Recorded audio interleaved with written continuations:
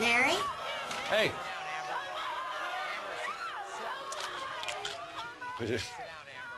Just a little bit. I asked you to be ready when I got back. Well, Have you even moved since I left this morning? Yes, of course. What are you talking about? I got up to tip room service. Have you just retired and this is what you're going to do for the rest of your life? And you're never going to work again? Of course I'm going to work again. When? I don't know. You're in the prime of your life. Are you just going to... No, I'm going to work when something comes up that I want to do. I would really like for you to get dressed so we can go look at this house. Fine. Fine. Thank you. All right, here's Brittany. Brittany, come on out. Look at that girl come out. Look. Look at her. You don't know me.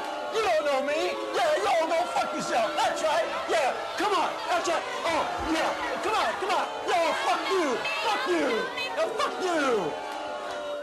I think you've managed to do it twice with Seinfeld and Curb Your Enthusiasm, is to do that thing that so many comedians, stand-up comedians, fail at, is getting real-life observations that they've had and rendering it with actors and not making it look contrived. You know what I mean? Usually a stand-up comedian gets his pilot and he just crowbars in, and it just looks like he might as well be talking to the camera. And then you want to go, well, it's good, but I know where you're going wrong. Because he's doing all this stuff from his act. Exactly, yeah. Right. And I see these comedians on chat shows where when someone said, they say things like, so, did you come on your bike, Larry? Oh, don't talk about bicycles. Bicycles, schmicycles, listen. And it's just... I know. This is crowbarring stuff in, you know, when you write something, it's crowbarring stuff in, but it's making it look like you're not. And that's why I think naturalism is so big and high on the agenda now in comedy. You're a stickler, as I am, for reality. When something takes you out of that reality, and it takes you completely out of the scene, don't you think? Yeah, I want to see someone get their hands dirty. I want to see a bit of their life. Yeah, also, I was never a big joke guy. No. You know, because, I mean, that's the one thing about so many shows, is that everybody's saying all these funny things, right? The audience is laughing. Yeah. But nobody else is laughing. Exactly. They're saying jokes to their friends. Yeah. And then the friend doesn't even smile. Absolutely. And then the friend says something else equally as funny. Like everybody's always has to say something funny. I remember the first time I saw that reversed was, I think is it Play It Again, Sam, when Woody Allen gets beaten up and he goes home and he starts making Diane laugh. You got into a fight? Yeah, with who? Some guys were getting tough with Julie. I had to teach them a lesson. Are you all right? Yeah, I'm fine. I snapped my chin down onto some guy's fist and hit another one in the knee with my nose. Where's Julie? Oh, she ran off with the leader. I think they're getting married. They're heading for Mexico now. I never would have worked between Julie and me because she's Protestant and I'm Catholic, and there's a great religious abyss between my... Listen, who were these guys? Oh, they said they were hairdressers. Hard to believe, though. Nothing. You want us to call a doctor? No, I'm fine. I could use a 3-foot Band-Aid until the pain subsides. She's laughing, and my sex life is turning into the petrified forest. Very funny. You know what? You're very good at it, too. I've noticed the way, you know, I know it's a show and everything, and I'm serious. Listen, this is listen to it. Whatever he says is the truth. I don't know what he's going to say. Because he is one of the few people who actually has genuine laughter. You have laughter on your show, and you laughed. And when I watch it, I go, wow, it's great. It's great the way you did that. Yeah, well, it's nice, you know. I just think realism resonates more. You can go mad, you can go surreal, you can go fast, but as long as there's an element of realism and recognition, it's better. It's like one time I went out with this bloke and we were in the pub and we were playing the quiz machine and it was for a fiver, and the question came up, who discovered America? And I just panicked and I said, Columbo.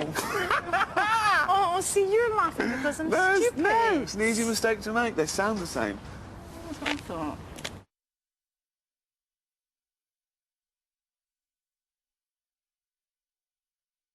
I did an interview and they were asking me my favourite things and lists and stuff, and I put George Costanza as the best sitcom character of all time. Hey, What are you listening to? My show from last night. Oh, you taped it? Yeah, I was doing some new material. Hey, did you ever do that thing on the toes that I said? Huh? You know how, like, the big toe is like the captain of the toes? But sometimes the toe next to the big toe gets so big that there's like a power struggle, and the second toe assumes control of the foot. The coup d'etat. Yeah. Did you do it? Yeah. So? Nothing. Nothing at all. George Costanza famously is some of the things are borrowed from your real character. Why did you not play him? It was never even a consideration. Really? It was nothing that I even thought of, or Jerry thought of, or anybody brought up. It wasn't even on the table. I couldn't have done that and written the show at the same time.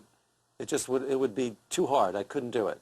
So this is the thing when George finally gets to start writing for the pilot, and right. He sees two girls and he thinks, well, now I can impress the ladies. Yeah. What do I do? Well, actually, I'm a writer. In fact, I'm writing a comedy pilot for NBC right now. A sitcom? How can you write that crap?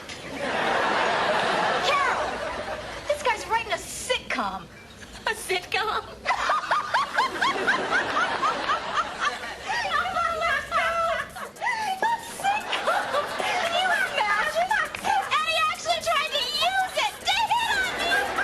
Yeah, I like to think that people go, that's the top of the tree. Don't waste your time with novels, right, plays, sitcoms where it's at. That's the top of the tree exactly, in terms of artistry.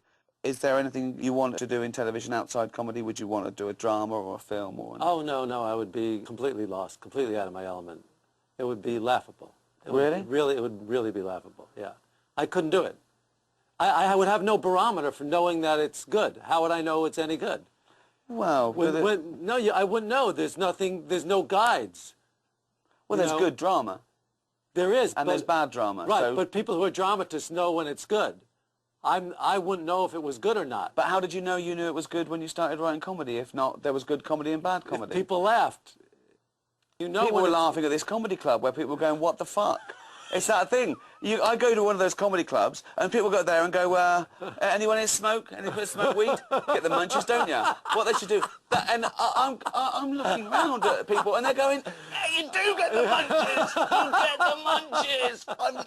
They're bursting. They haven't heard this stuff before. I know, it's unbelievable. I think, well, isn't it? Yeah. you're all idiots. Yeah. Just, forget it then. If you're saying what everyone's thinking, you're not doing anything. Yeah, there's a fine line there because you don't know. Are people laughing because they thought of it, or because they thought of it and now they're hearing it? Or... Well, I think comedy has to be recognition, but it's absolutely pointless doing comedy to a room full of people that could just about do it themselves. What I want to do is I want to do things that nobody else can think of. Absolutely. You know what I mean? Absolutely. You want that's what you want to do. You know, so many times when I'm watching your shows, I'm going, I wish I would have thought of that. Oh, yeah. Oh, wow. You know what I mean? I suppose that I want the right laugh. I want to look around. Yeah. I want to look around and go, right, they're not laughing. That's a good sign. Yeah. That's good. I didn't want them to laugh. Right. I don't want you to like. I don't want you liking my comedy. Well, I had plenty of that when I was doing stand-up. I heard a rumour that sometimes you'd go out and you look at the audience and go, nah. Yeah, I did that. I did that once. Yeah. And was that heartfelt? That wasn't totally. a gimmick. No, it wasn't a gimmick. You looked I out. got up on stage. I looked out at the audience. I kind of took them in. I looked around. What were they like? What was the demographic that said to you they're not going to like this stuff? Just people I sensed no connection with. Nobody I ever wanted to sit down with and talk to. I didn't want to be talking to. I could tell on first sight. You know, my hen parties and bachelor parties. Yeah, right. Yeah. Exactly. The warm-up guy throws stuff out and shows his ass. Right, yes, Brilliant. yeah, right. And I looked out and I went, no.